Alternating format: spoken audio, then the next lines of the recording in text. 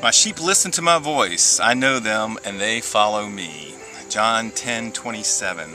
Good morning, this is Kenny Underwood coming to you from 1 Minute Sermon. How is it that we hear God's voice? How does He speak to mankind today?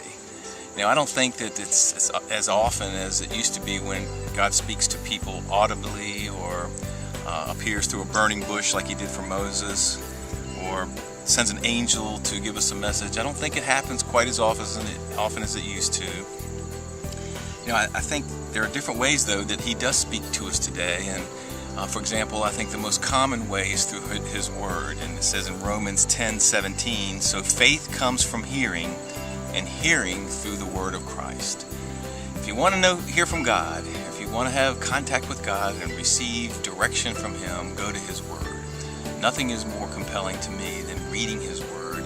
He might not necessarily speak to me exactly about what it is I'm looking for at that moment, but He gives me the wisdom through His Word that enables me to make decisions based on His will. There's another way is through His people, through other people, and especially to me, through other Christians. By interacting with other people of faith, you can talk to them about whatever, and a lot of times you'll receive the answers, though not necessarily intentionally, but you'll receive the answers or direction that you're looking for through talking with them. I will caution you there. There are people that will come to you and say, God gave me this message to give to you. My take on that is I talk to God every day. He hasn't told me that. I do think it happens sometimes that a message will be delivered like that, but I'd be cautious about it. Most of the time, those are self-motivated messages.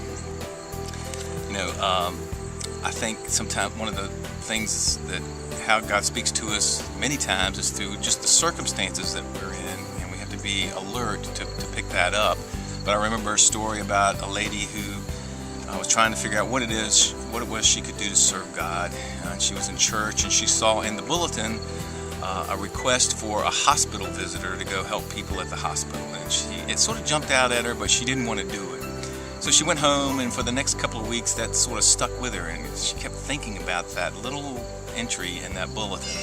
So she went back the next week or a couple of weeks later, and then she saw it there again, and it really pulled on her, and it seemed to jump at her, and she was like, oh no. Came back the following week, and there it was, and again, seeming like it was pulling her to it.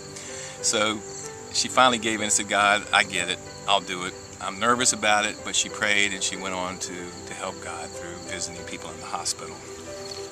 To me, God speaks to us another way, and that's through that small, still voice that's within us. And I call that my conscience. I think because the Holy Spirit resides in me and in you, that it guides us in our decision making and how we react to certain circumstances, how we react to people and interface with people.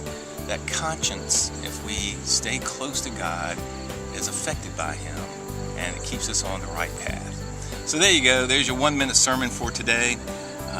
Take some time and listen to that small, still voice today. He'll keep you on track. God bless.